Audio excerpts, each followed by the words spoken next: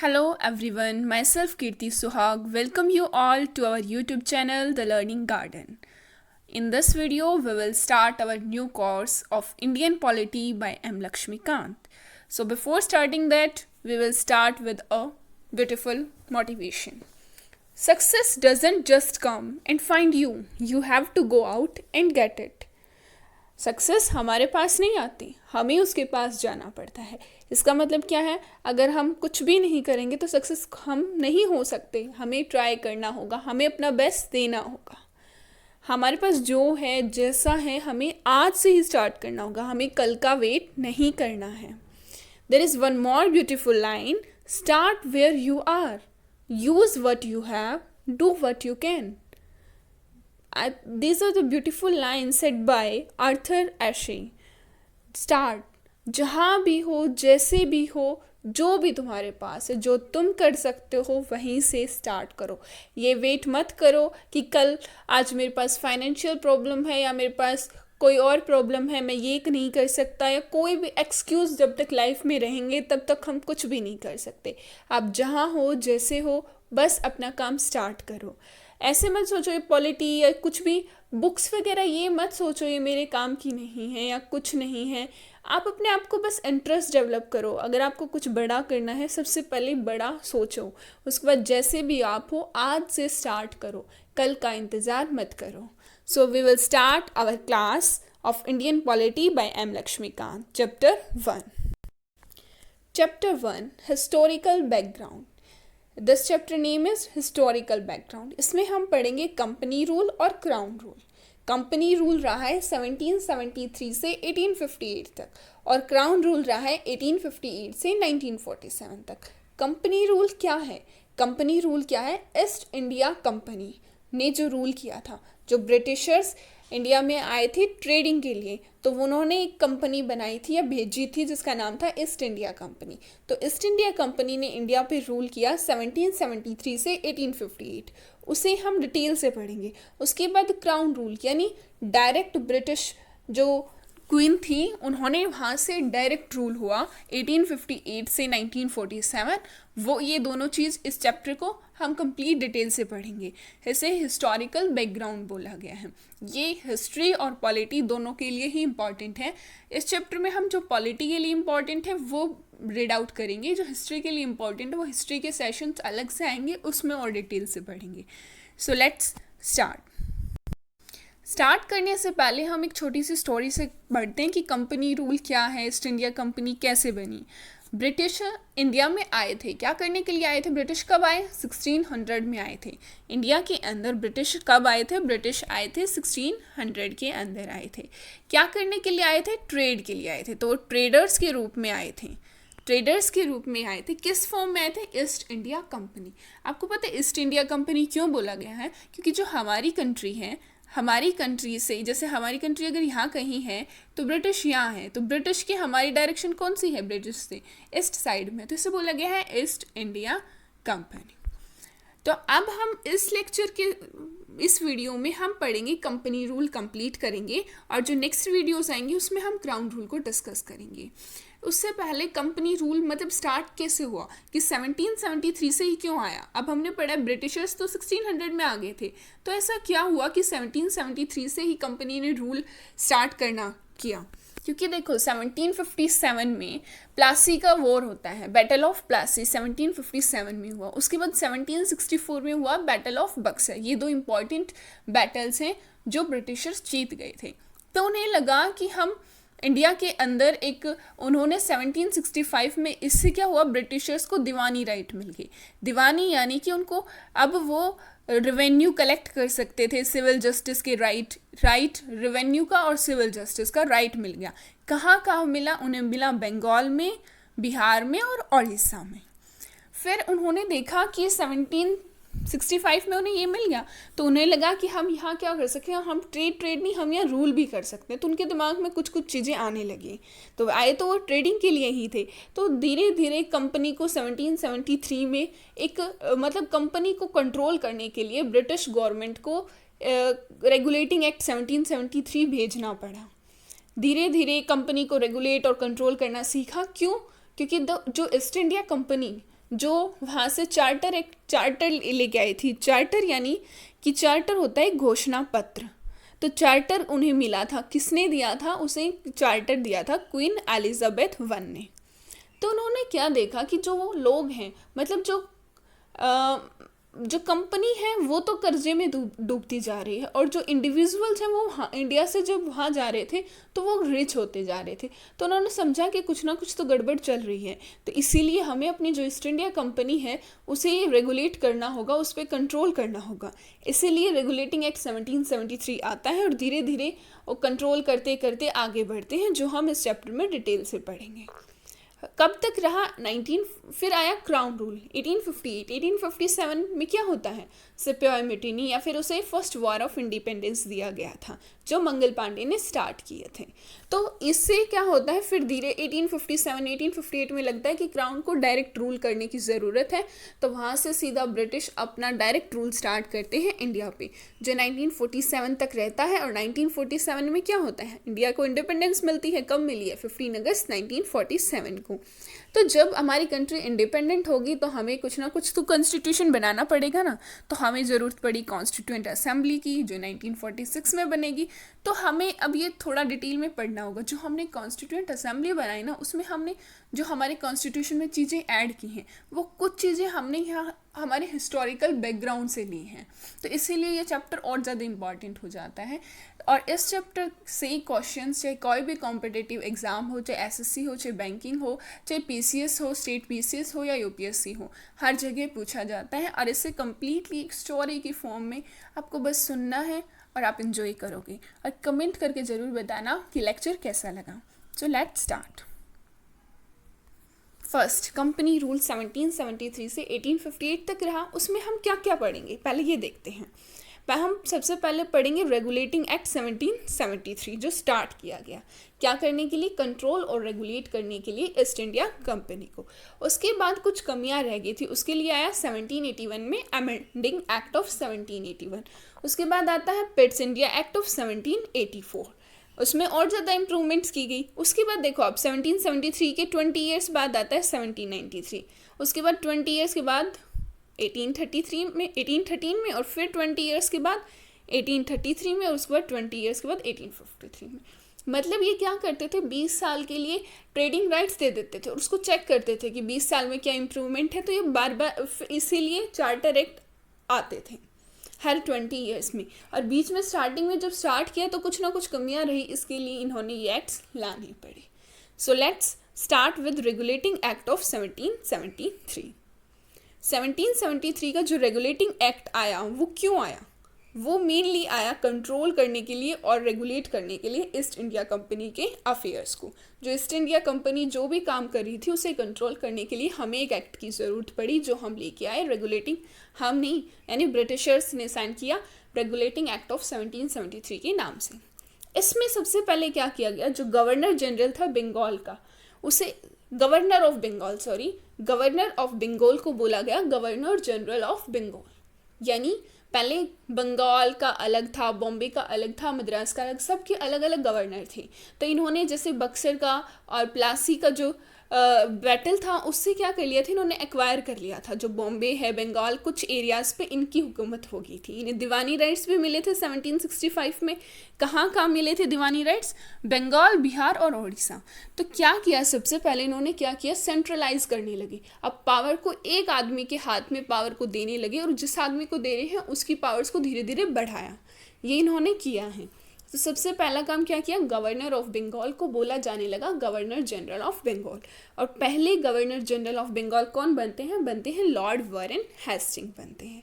उसके बाद governor general of Bengal तो बन गए, उनकी हेल्प करने के लिए एक काउंसिल चाहिएगी, तो 4 मेंबर की क्या बनाई गई, एग्जीक्यूटिव काउंसिल बनाई गई।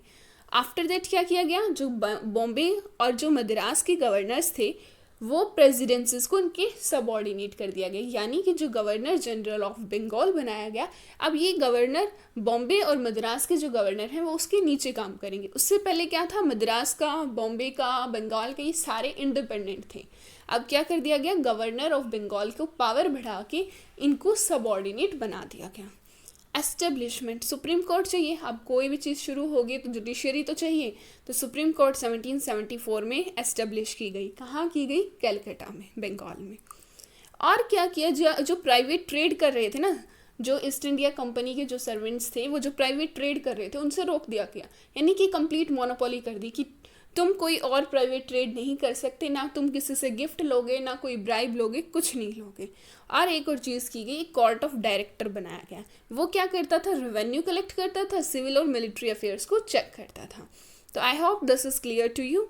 रेगुलेटिंग एक्ट ऑफ 1773 में गवर्नर ऑफ बंगाल बना governor general of Bengal, first बनी लॉर्ड वेरेन हेस्टिंग, 4 मेंबर्स की executive council, governor of Bombay और मद्रास सबॉर्डिनेट बन गए, सुप्रीम कोर्ट एस्टेब्लिश हो गई 1774 में, और जो प्राइवेट ट्रेड थी उसे प्रोहिबिट कर दिया गया और एक कोर्ट ऑफ डायरेक्टर बनाया गया रेवेन्यू, सिविल और मिलिट्री अफेयर्स के लिए। अगर आप लेक्चर को ध्यान से सुनेंगे तो आपको कोई दोबारा पढ़ने की ज़रूरत नहीं होगी, यहीं याद भी हो जाएगा। और फर्स्ट टाइम में नोट्स बनाने की कोशिश ना करें, सिर्फ और सिर्फ अपना कंसंट्रेशन के साथ सिर्फ सुने आराम से बैठ के। नेक्स्ट है हमारा अमेंडिंग एक्ट ऑफ 1781। अब 1773 के पास में ही आ गया, तो 8 ईयर्स के बाद ही ये क्यों ज़रूरत पड़ा? ये एक रिलेशन बताता है किसके बीच में, जो सुप्रीम कोर्ट बनाई थी और गवर्नर जनरल इन काउंसिल बनाई थी, यानी 4 मेंबर की जो एग्जीक्यूटिव काउंसिल थी, गवर्नर जनरल था और सुप्रीम कोर्ट हमने पिछले 1773 में देखा है। अब उसके बीच की रिलेशन बताया है, उसने पावर्स को बताया कि सुप्रीम कोर्ट के ये रोल है, गवर्नर जनरल इन काउंसिल की ये पावर है। उसमें सबसे पहले क्या किया गया, इसमें इसे बोला जाता है एक्ट ऑफ सेटलमेंट और डिक्लेरेटरी एक्ट से भी जाना जाता है। सुप्रीम कोर्ट की पावर्स को लिमिट कर दिया गया है, यानी कि जो गवर्नर, अगर सुप्रीम कोर्ट की पावर कम करेंगे, लिमिट करेंगे, तो क्या होगा? गवर्नर जनरल इन काउंसिल की पावर्स को यानी बढ़ा दिया गया। जो गवर्नर जनरल इन काउंसिल थी और जो सर्वेंट्स थे, उन्हें अगर वो ऑफिस का काम कर रहे हैं, यानी जो ईस्ट इंडिया कंपनी का कोई काम कर रहे हैं, तो उन पर सुप्रीम कोर्ट अपना कोई जुरिस्डिक्शन नहीं दे सकता, उस पर सुप्रीम कोर्ट की कुछ नहीं चलेगी। हाँ, अगर वो प्राइवेट कोई अपना अलग से काम कर रहे हैं तो उस पर सुप्रीम कोर्ट उन्हें रोक सकता है, कोई भी रूल्स या रेगुलेशंस उनकी माननी पड़ सकती हैं, सुप्रीम कोर्ट जो कहेगा। लेकिन अगर ऑफिस का काम है तो गवर्नर जनरल की काउंसिल और जो सर्वेंट्स हैं वो सुप्रीम कोर्ट की बात को मानने के लिए कोई बाध्य नहीं थी। नेक्स्ट उन्हें क्या किया गया, जो रेवेन्यू मैटर्स थे उसमें भी सुप्रीम कोर्ट को पावर नहीं दी गई कि आप कोई भी डिसीजन ले सकते हो, उससे भी सुप्रीम कोर्ट को एक्सक्लूड कर दिया गया। उसके बाद जो प्रोविंशियल कोर्ट, यानी प्रोविंशियल कोर्ट होती हैं जो नीचे वाली कोर्ट्स, जैसे अब हैं लोअर कोर्ट्स हैं, उसके बाद लोअर कोर्ट में कोई भी अगर केस सॉल्व नहीं होता तो कहाँ जाता है? हाई कोर्ट में, और हाई कोर्ट में नहीं होता तो सुप्रीम कोर्ट में। लेकिन उन्होंने क्या कहा कि अगर कोई प्रोविंशियल कोर्ट से अगर कोई अपील आएगी तो वो सुप्रीम कोर्ट में नहीं जाएगी, वो जाएगी गवर्नर जनरल इन काउंसिल के पास जाएगी। और लास्ट में क्या, सुप्रीम कोर्ट को सिर्फ और सिर्फ कहाँ अपने फैसले लेने हैं? कलकत्ता के जो लोग हैं ना, इनहैबिटेंट्स ऑफ कलकत्ता, जो कलकत्ता के जो लोग हैं, सुप्रीम कोर्ट अपने फैसले, सुनवाई, जो भी जुरिस्डिक्शन है वो सिर्फ और सिर्फ उनके लिए होगी। और वो भी किसके through? Personal law of defendants. ये क्या था कि जो हिंदू हैं उन्हें हिंदू लॉ से सज़ा दी जाती थी, जो मुस्लिम है उन्हें मोहम्मदन लॉ से पनिशमेंट दी जाती थी। This is all about 1781, amending act of 1781। Next is 1784, Pitt's India act of 1784। ये बहुत इंपॉर्टेंट है। यहाँ हमारी क्या होगी? डबल गवर्नमेंट आएगी, डबल गवर्नमेंट और एक ब्रिटिश पोजीशन इन इंडिया। इन दो टर्म्स को ध्यान से समझिए। डबल गवर्नमेंट क्या है? जो कोर्ट ऑफ डायरेक्टर था, अब तक तो हमने 1773 में पढ़ा है ना, कोर्ट ऑफ डायरेक्टर था जो कमर्शियल अफेयर्स के लिए बनाया गया, और एक और बॉडी बना दी गई, बोर्ड ऑफ कंट्रोल। यानी अब क्या था कि पॉलिटिकल अफेयर्स के लिए अलग बॉडी और कमर्शियल यानी ट्रेड के लिए अलग बॉडी। कोर्ट ऑफ डायरेक्टर तो पहले ही था, एक new body board of director के नाम से पॉलिटिकल अफेयर्स को देखने के लिए बनाई गई, यानी अब 2 बॉडी होगी। तो इसीलिए इन्हें क्या बोला गया कि डबल गवर्नमेंट स्टार्ट की गई थी पिट्स इंडिया एक्ट ऑफ 1784 से। तो डबल गवर्नमेंट एस्टेब्लिश होगी। उसके बाद बोला है ब्रिटिश पोजीशन इन इंडिया, यानी कि जिन जिन टेरिटरी पे ब्रिटिश का रूल था उस टाइम, उन्हें पहली बार बोला गया था ब्रिटिश पोजीशन इन इंडिया। और क्या किया गया? यही किया गया कि कॉमर्शियल और पॉलिटिकल फंक्शंस को अलग कर दिया गया। कॉमर्शियल को कौन कंट्रोल करता था? कोर्ट ऑफ डायरेक्टर, और पॉलिटिकल को बोर्ड ऑफ कंट्रोल। ये किया गया पिट्स इंडिया एक्ट ऑफ 1784 से। और इसमें क्या किया गया, जो कंपनी के जो भी काम थे या जो भी एडमिनिस्ट्रेशन था उस पर जो सुप्रीम कंट्रोल था, मतलब मेन कंट्रोल ब्रिटिश गवर्नमेंट को दे दिया गया। ओके, नेक्स्ट पार्ट 1786 का एक्ट। ये कोई बड़ा एक्ट नहीं है, इसमें सिर्फ क्या है कि लॉर्ड कॉर्नवालिस को गवर्नर जनरल ऑफ बंगाल बनाने की बात आ रही थी। तो गवर्नर जनरल ऑफ बंगाल बनाने के लिए लॉर्ड कॉर्नवालिस बोलते हैं कि अगर मेरी ये 2 कंडीशंस को आप मानते हो तो ही मैं गवर्नर जनरल ऑफ बंगाल बनूंगा। वो 2 कंडीशंस कौन सी थी? एक तो वही कमांडर इन चीफ होंगे, कमांडर इन चीफ कोई और नहीं होगा, वही होंगे। सेकेंड क्या थी? जो गवर्नर जनरल है और उसकी काउंसिल है उसके डिसीजंस को ओवरराइड करने की, यानी कुछ स्पेशल केसेस के अंदर जो गवर्नर जनरल है उसको पावर होनी चाहिए कि वो काउंसिल के डिसीजन के ऊपर भी डिसीजन ले सके। अगर उसकी काउंसिल उस पर एग्री नहीं है फिर भी अगर गवर्नर जनरल चाहता है तो वो स्पेशल केसेस में डिसीजन ले सकता है। और इनकी ये दोनों डिमांड्स मान ली गई और लॉर्ड कॉर्नवालिस को नेक्स्ट गवर्नर जनरल अपॉइंट कर दिया गया। उसके बाद 1773 के 20 ईयर्स के बाद नेक्स्ट आता है चार्टर एक्ट ऑफ 1793। अब इसमें मेन क्या किया गया? इसमें जो देखो ओवरराइडिंग पावर 17 अभी जो किसने 1786 में लॉर्ड कॉर्नवालिस ने जो मांगी थी ना, उन्हें आगे मतलब जो फ्यूचर गवर्नर जनरल जो भी आएंगे या जो प्रेसिडेंसीज के जो गवर्नर्स थे उन्हें दे दी गई कि आगे आने वाले हर गवर्नर जनरल के पास ये पावर थी। और क्या किया गया? जो गवर्नर जनरल्स थे ना उनकी पावर और जो उनका कंट्रोल था ना जो सबऑर्डिनेट प्रेसिडेंसीज पे उन पे और ज़्यादा बढ़ा दिएगा। अब जो गवर्नर जनरल थे उनको ज़्यादा पावरफुल बना रहे थे, क्योंकि ये क्या कर रहे थे? सेंट्रलाइजेशन की तरफ जा रहे थे कि पावर किसी एक के हाथ में। तो उससे क्या हो रहा है? जो सबऑर्डिनेट प्रेसिडेंसी हैं उनकी पावर कम हो रही है और जो गवर्नर जनरल है उसकी पावर और ज़्यादा बढ़ाई गई। और क्या किया गया? जो ट्रेड की मोनोपोली थी उसे अगले 20 साल के लिए और बढ़ा दिया गया। मोनोपोली होता है एकाधिकार। इसका मतलब ये है कि जैसे ब्रिटिश के और मर्चेंट्स आ रहे थे, उन्हें अगर मान लो कोई स्पेसिफिक चीज़ है, स्पाइसेस हैं, कोई भी चीज़ है, टी है या कोई भी चीज़ है, उन पे इंडिया में जो ट्रेड हो रहा था उस पर ब्रिटिशर्स की जो ईस्ट इंडिया कंपनी उसकी मोनोपोली थी, यानी सिर्फ और सिर्फ वो ट्रेड कर सकती हैं। मोनोपोली का मतलब ये होता है। उसे अगले 20 साल के लिए बढ़ा दिया गया। और जो कमांडर इन चीफ की जो पोस्ट थी उसे कहा गया जब जब ज़रूरत पड़ेगी तब तब हम कमांडर इन चीफ को अपॉइंट कर देंगे, मतलब हमेशा नहीं रखेंगे। और एक और चीज़ की गई, जो बोर्ड ऑफ कंट्रोल था उनकी जो स्टाफ थी उनको कहाँ से पे करने लगे? इंडियन रेवेन्यू से।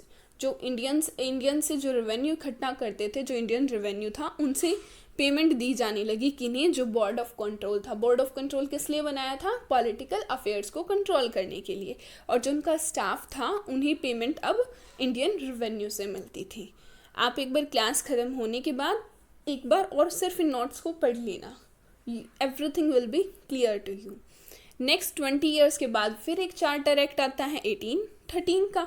उसमें मेन फोकस क्या था? ब्रिटिश क्राउन की सॉवरेंटी। जहाँ जहाँ कंपनी की टेरिटरी है वहाँ वहाँ ब्रिटिश क्राउन की सॉवरेंटी को, सॉवरेंटी मतलब होता है सर्वोच्चता यानी संप्रभुता, यानी सबसे ऊपर कौन है? यहाँ ब्रिटिश क्राउन है। जहाँ जहाँ ब्रिटिश क्राउन की कंपनी का मतलब टेरिटरी थी, जहाँ जहाँ उनका रूल था वहाँ पे सॉवरेंटी ऑफ ब्रिटिश क्राउन पे मेन फोकस दिया गया। अब जो ट्रेड थी उसको लिमिट कर दिया गया, यानी जो और ट्रेड मोनोपोली थी ना उसे छोड़ दिया गया। सिर्फ और सिर्फ 2 जगह छोड़ के, एक तो टी के अंदर ट्रेड बच गई और एक चाइना के साथ, और धीरे धीरे ये इसे भी ख़त्म कर देंगे।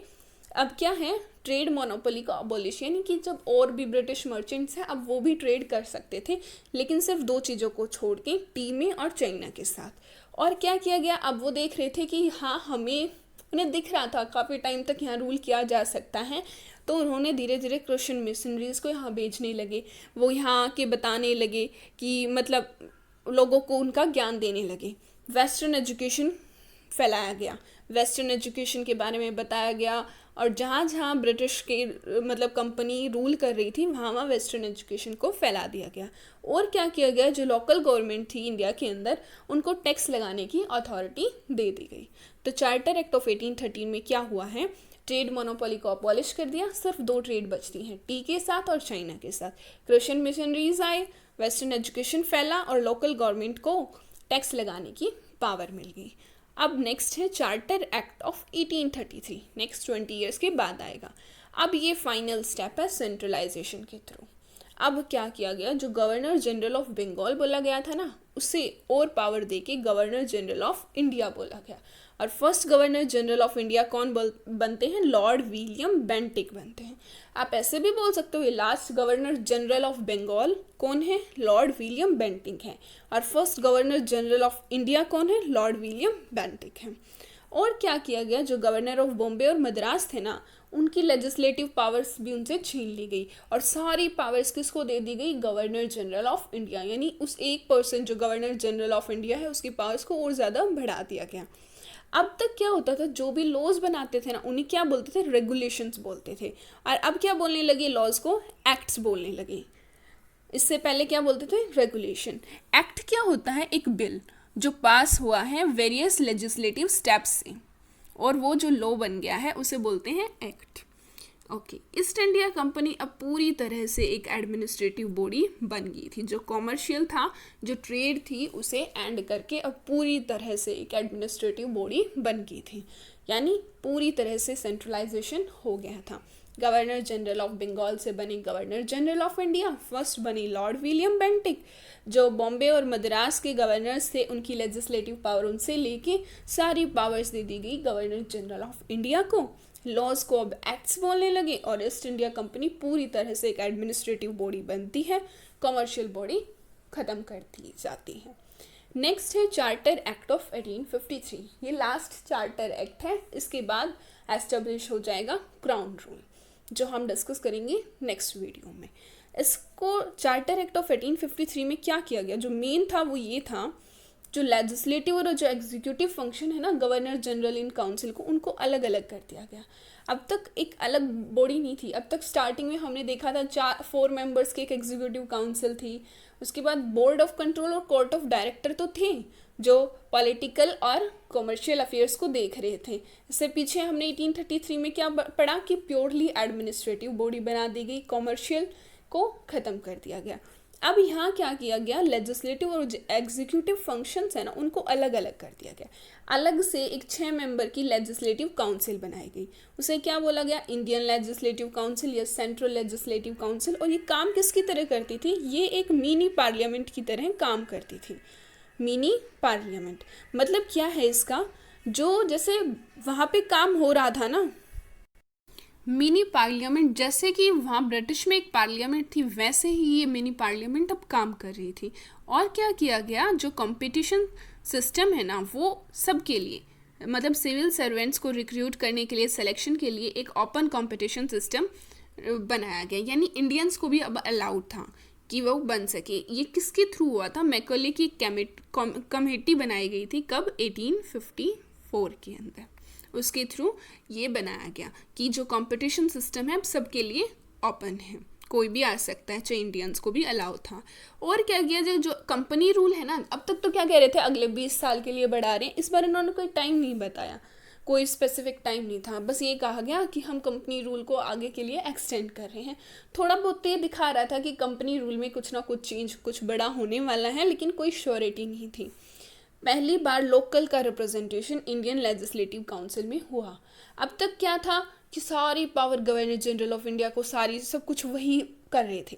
अब क्या किया गया, जो 6 मेंबर्स की जो लेजिस्लेटिव काउंसिल थे ना, उसमें से 4 एक मद्रास से, एक बॉम्बे से, एक बंगाल से, एक आगरा से, यानी लोकल लोगों को लोकल रिप्रेजेंटेशन शुरू हुआ। जो इंडियन लेजिस्लेटिव काउंसिल थी उसमें लोकल जो प्लेसेस थे जैसे मद्रास, बॉम्बे, बंगाल और आगरा, इनसे लोगों को लिया गया लेजिस्लेटिव काउंसिल में। I hope this is clear to you.